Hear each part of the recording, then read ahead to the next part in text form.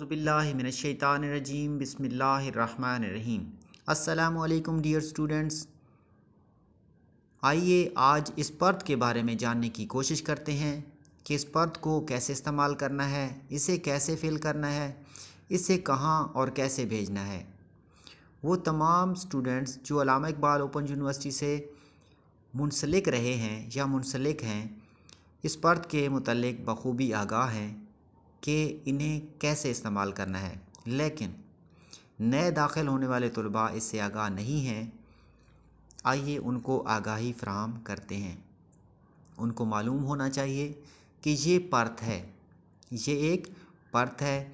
इस पर तालिब इल्मों के तमाम पर्टिकुलर्स का इंदराज होता है और इसी पर ट्यूटर साहिबान मश्की नंबरों का इंदराज करते हैं।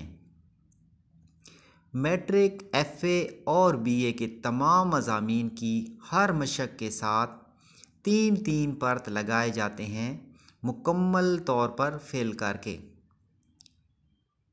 मैट्रिक, एफ़ए और बीए के तमाम मज़ामीन की हर मशक के साथ 3-3 पर्त मुकम्मल तौर पर फेल करके लगाए जाते हैं।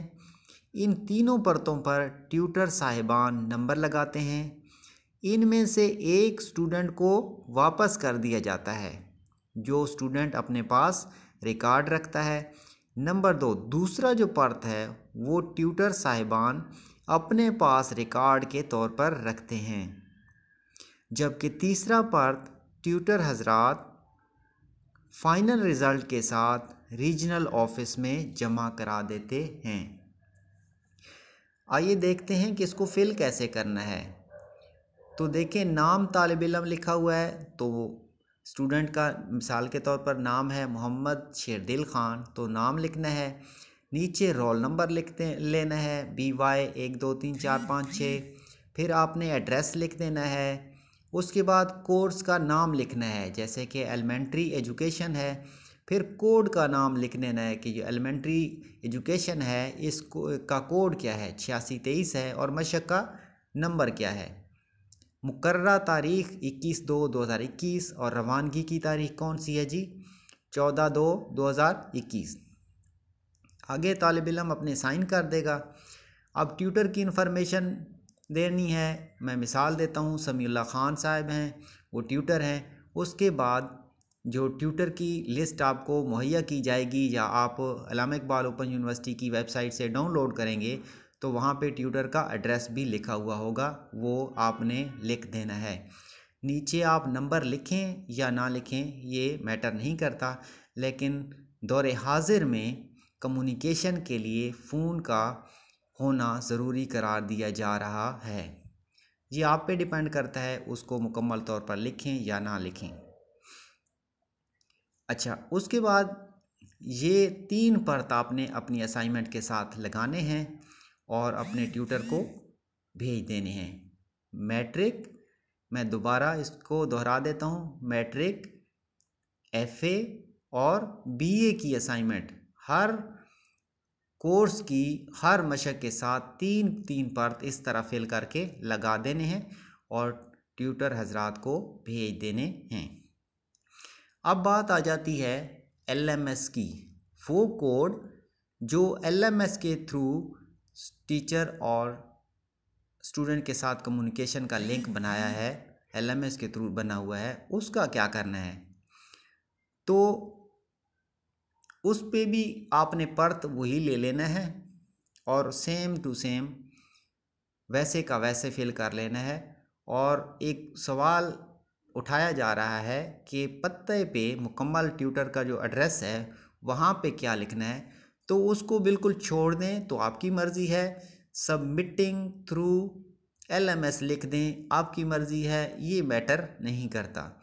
वैसे का वैसे मुकम्मल तौर पर फिल करके इसको जब आप PDF फाइल बनाएंगे तो PDF फाइल में पहली जो तस्वीर हो इस पर्त की लगा दें, तो ये आपकी एक बेहतरीन सी असाइनमेंट की शुरुआत हो जाएंगी। मैं एक यहाँ पे बात दोहराना चाहूँगा, ज़ोर दे के दोहराना चाहूँगा कि इस पर्त की LMS के थ्रू होने वाले कोर्सेज़ में कोई ज़रूरत नहीं है। आप ये लगाएं तो आपकी मर्ज़ी, ना लगाएं तो आपकी मर्ज़ी। इसका होना ज़रूरी नहीं है, क्योंकि जैसे ही आप LMS पे अपनी असाइनमेंट अपलोड करते हैं तो वहाँ पे टाइम भी आ जाता है, आपका नाम, रोल नंबर, एड्रेस, जो आपका रजिस्ट्रेशन नंबर है, सारा का सारा ट्यूटर की जो लिंक होता है, उसकी डैशबोर्ड होती है, वहाँ पे आ जाता है। आपको किसी चीज़ को बताने की ज़रूरत नहीं पड़ती। लेकिन जो आपकी असाइनमेंट की खूबसूरती है वो यही होगी कि आप पर्त इस तरह लिखें। पहली जो तस्वीर है वो इस पर्त की लगा दें। अच्छा, अगर पर्त आप नहीं लगाते कोई, क्योंकि ये ज़रूरी नहीं है LMS के लिए, तो आप इस तरह भी असाइनमेंट जो शुरू करेंगे तो इस तरह भी अपने बायोडाटा उस पर लिख सकते हैं कि नाम मोहम्मद शेरदिल ख़ान, रोल नंबर लिखेंगे, कोर्स का नाम, कोड का नाम, ट्यूटर हजरात का नाम, और उसके बाद सवाल नंबर 1 से असाइनमेंट शुरू कर सकते हैं। जो पर्त है वहाँ पे मुकर्रर तारीख़ और रवानगी की तारीख़ लिखी हुई होगी, लेकिन जो LMS का डाटा होता है वो ऑटोमेटिक होता है, कंप्यूटर को पता होता है, वो रिकॉर्ड करता है कि कौन सी असाइनमेंट कब अपलोड हुई है या नहीं है हुई है। अब इसकी थोड़ी सी आपको मैं डेमो बता देता हूँ कि जो ट्यूटर हजरात का जो डैशबोर्ड होता है, ट्यूटर हजरात के डैशबोर्ड पर सारा डाटा आ रहा होता है। उसको किसी भी स्टूडेंट के नाम या रोल नंबर की ज़रूरत नहीं होती। मिसाल के तौर पर आप देखते हैं, ये अदनान हैदर हैं, ये ट्यूटर का डैशबोर्ड है, अदनान हैदर हैं। नीचे देखें रोल नंबर आया हुआ है, रजिस्ट्रेशन नंबर और जीमेल जो है ये आया हुआ है। ये लिखा हुआ है कि सबमिटेड है और ग्रेडेड है। जब आप सबमिट करेंगे तो सबमिटेड फॉर ग्रेडिंग लिखा हुआ होगा और नीचे नीड ग्रेडिंग या इस तरह का आएगा। जब ये ग्रेडिंग हो जाएगी तो ग्रेडेड आ जाएगा, ये सामने नंबर आ जाएंगे। और ये देखें लिखा हुआ है कि ये असाइनमेंट जो है किस टाइम पे अपलोड की गई है और स्टूडेंट के सामने वो असाइनमेंट पड़ी होगी। आप उस पे पर्त लगा हुआ होगा तो भी आपके मतलूबा आपके ही डैश जो लिंक है उस पे ही शो होगी। टीचर को पता होगा कि ये कौन सा स्टूडेंट है, किस रोल नंबर का है और ये कौन सी असाइनमेंट कब अपलोड हुई पड़ी है। तो इस LMS के लिए ज़रूरी नहीं है कि आप ये सारा बायोडाटा लिखें, लेकिन आपकी जो असाइनमेंट है वो बेहतर खूबसूरत तब लगेगी जब आप उस पर अपना सारा डाटा लिखेंगे। मैं एक मिसाल देता हूँ।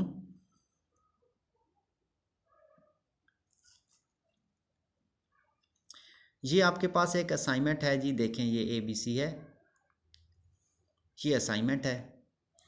आप देखें इस पे कोई ट्यूटर का नाम नहीं लिखा हुआ, ट्यूटर का नाम, किसी कोड का नाम, कुछ भी इंदराज नहीं हुआ। असाइनमेंट नंबर 1 लिखा हुआ है बस। इसके बाद बहुत ही खूबसूरत सी असाइनमेंट लिखी हुई है, बेहतरीन है। लेकिन अब जो मैं आपको मशवरा दूंगा कि आप इस तरह की असाइनमेंट अपलोड ना करें, क्योंकि बहुत सारे स्टूडेंट को मसाइल हैं, वो किसी के थ्रू अपलोड कराते हैं, कहीं किसी शॉप पे जाके अपलोड कराते हैं, या फिर किसी दोस्त को कह देते हैं, किसी बड़े को कहते हैं, या किसी क्लास फेलो को कहते हैं।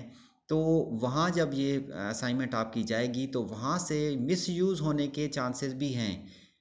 तो इवन के ट्यूटर हजरात की साइड पे भी मिसयूज़ होने के चांसेस होते हैं कि वो अगर किसी को स्टूडेंट को समझ नहीं आ रही तो बतौर गाइडेंस उसको बताते हैं कि आप इस तरह देखें, ये असाइनमेंट लिखी हुई है, इस तरह आप लिखें, अच्छी लिखी हुई है, खूबसूरत लिखी हुई है। तो वो बजाय स्टूडेंट उसको कॉपी भी कर सकता है, तो फिर प्लेजरिज्म का मसला भी पेश आ सकता है। तो बेहतर ये है कि अपने पर्टिकुलर्स बेहतरीन तरीके से उस पर लिखें। आप इसी तरह असाइनमेंट के शुरू में भी लिख सकते हैं, जैसा कि मैंने सैम्पल में के तौर पर वो दिखाया था। लेकिन अगर ये असाइनमेंट देखें, ये अपलोड हुई पड़ी है ना, तो वो जो ट्यूटर के पोर्टल पे, जो ट्यूटर के डैशबोर्ड पे ये असाइनमेंट हुई पड़ी होगी ना, वो पता होगा कि ये असाइनमेंट स्टूडेंट का नाम है, ये रोल नंबर है, ये रजिस्ट्रेशन नंबर है, उसने ये अपलोड कर रखी है। ट्यूटर को इसकी ज़रूरत नहीं होगी, लेकिन बेहतर जो ऑप्शन है कि वो आप ये देखें असाइनमेंट,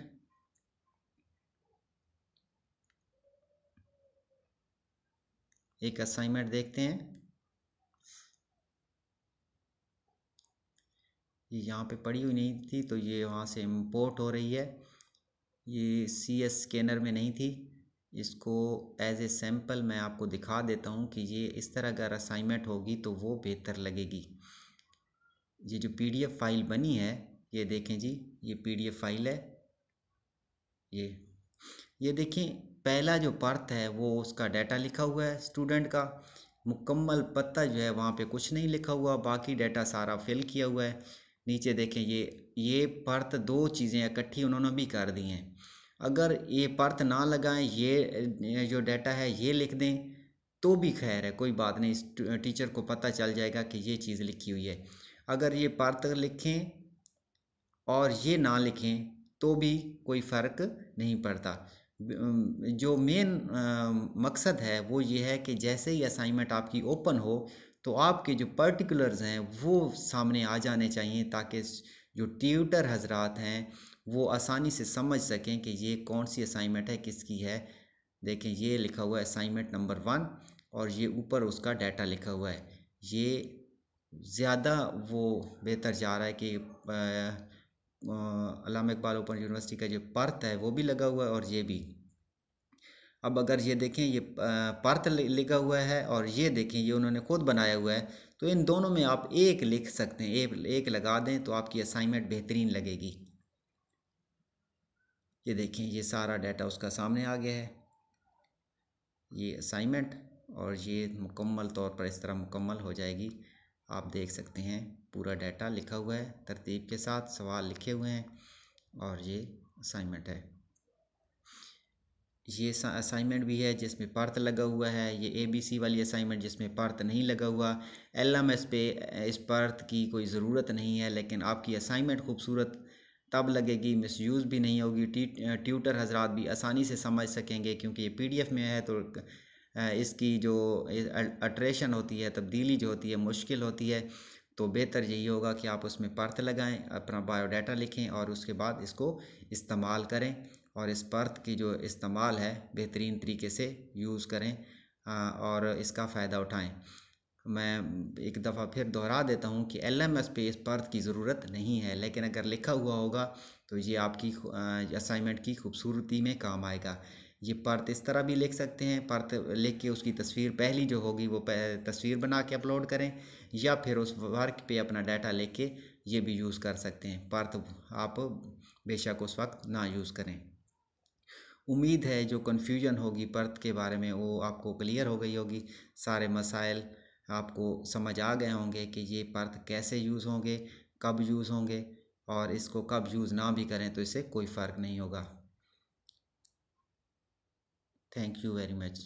अल्लाह हाफिज़।